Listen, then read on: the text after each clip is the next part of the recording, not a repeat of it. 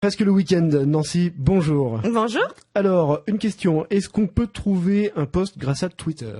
Alors, est-ce qu'on peut trouver un post grâce au réseau social Twitter, le petit oiseau bleu?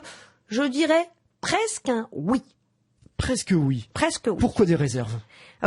Pourquoi des réserves? Parce que ça va dépendre de l'agilité de l'utilisateur avec ce réseau social. Parce que c'est de l'instantané, Twitter. Hein. Oui, c'est du direct live. 140 caractères, tout à fait. C'est du direct, c'est du rapide. C'est du référencement avec le fameux hashtag. Donc comment est-ce qu'on peut trouver un travail grâce à Twitter ? Alors déjà, on peut trouver un travail grâce à Twitter parce que la plupart des sites de recherche d'emploi, ce qu'on appelle communément des job boards, relaient leurs offres d'emploi vers Twitter.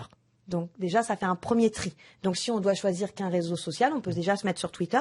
Dans le petit moteur de recherche que vous avez en haut à droite, vous tapez le hashtag, par exemple, soudeur, et vous allez trouver toute l'actualité autour de ce métier. Donc ça va vous donner des infos sur l'actualité en temps réel, des entreprises qui se développent, des entreprises qui recrutent, des offres d'emploi, découvrir parfois des sites de recherche d'emploi sur lesquels vous n'êtes toujours pas inscrit et où il serait bon de s'inscrire. Bref, vous allez engranger comme ça un tas d'informations qui peuvent vous être utiles.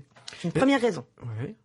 Deuxième raison, donc il est facile de retrouver toutes les offres autour de ce métier puisque tous les sites de recherche d'emploi sont sur Twitter. D'accord. Donc au lieu d'ouvrir 10 000 fenêtres sur votre ordinateur, vous ouvrez Twitter et vous commencez déjà par élaguer à partir de ce réseau social. Est-ce qu'il faut garder son propre Twitter, en créer un autre justement ? Alors on se crée un compte Twitter professionnel. Ouais, c'est ça, c'est ce que je pensais. Sinon...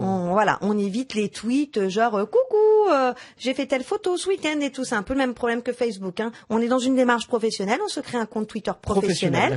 On a comme arrobase un arrobase comme JCrieux pour vous ou Nancy Friermuth pour moi et pas cacahuète 44. D'accord. On signe pro.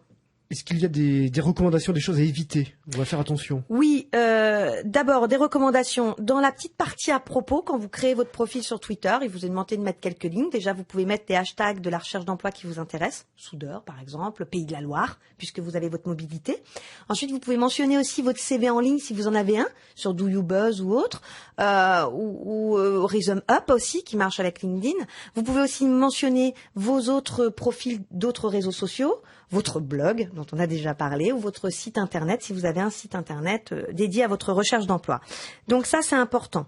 Ensuite, Twitter, ça va vous servir surtout à montrer l'intérêt que vous avez pour votre propre profession. C'est là où on va voir si vous vous intéressez à ce qui se passe autour de votre job ou si vous êtes simplement en recherche de poste. Il y a une grosse différence. Donc de ce fait, vous devez être un acteur de ce réseau. Vous devez être proactif.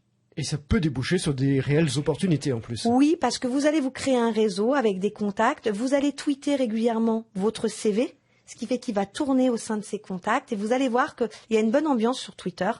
Donc, de ce fait, les gens vont s'intéresser un peu à vous. Et on met une chance de son côté en plus. On met en plus une chance de son côté. Génial, à lundi. À lundi.